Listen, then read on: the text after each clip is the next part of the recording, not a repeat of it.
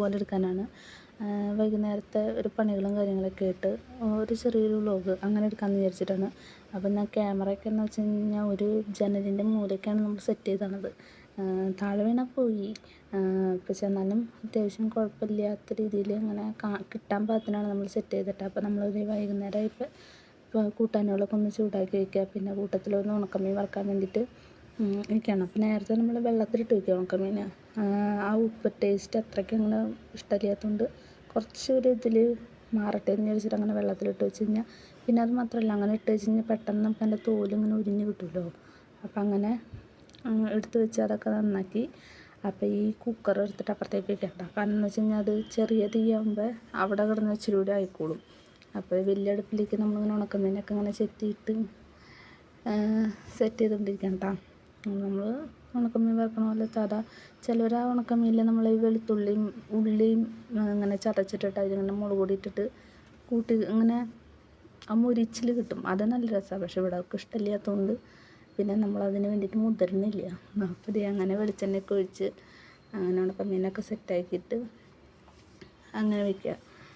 പിന്നെ എന്നിട്ട് പറയാനുള്ളത് അപ്പോൾ ഇതേ അങ്ങനെ ഉണക്കമീനൊക്കെ വെച്ച സമയത്ത് ഇങ്ങനെ അവൻ വന്നിട്ട് കുറേ വർത്താനം കാര്യങ്ങളൊക്കെ ഇങ്ങനെ ഇടയ്ക്ക് വന്ന് പറയുന്നുണ്ടായിരുന്നു.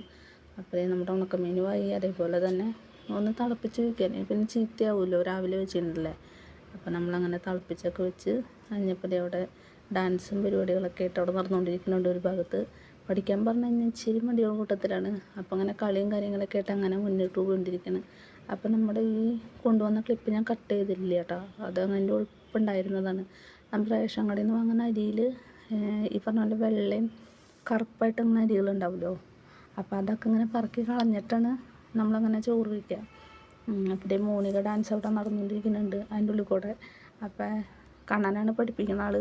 അപ്പോൾ കണ്ണൻ കാണിച്ചു കൊടുക്കുന്നുണ്ട്, ഈ സ്റ്റെപ്പ് കളിക്കണില്ലേ എന്നങ്ങനെ കാണിച്ചു കൊടുക്കുന്നുണ്ട് കേട്ടോ.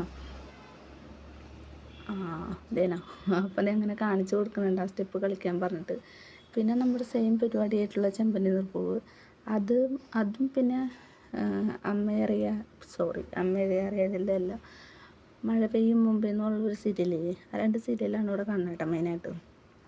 അതൊക്കെ കഴിഞ്ഞ് നമ്മൾ വൈകുന്നേരം ഇപ്പം എല്ലാം കൂടി കൂട്ടി നമ്മളിതിപ്പോൾ ഭക്ഷണം കഴിക്കാൻ വേണ്ടിയിരിക്കുകയാണ്. ഭക്ഷണത്തിൻ്റെ ഉള്ളിലും പാട്ട് വെച്ചിട്ടുണ്ടായിരുന്നു. അപ്പോൾ അതനുസരിച്ചുള്ള സ്റ്റെപ്പുകളും കാര്യങ്ങളും അവിടെ നടന്നുകൊണ്ടിരിക്കുന്നുണ്ട്.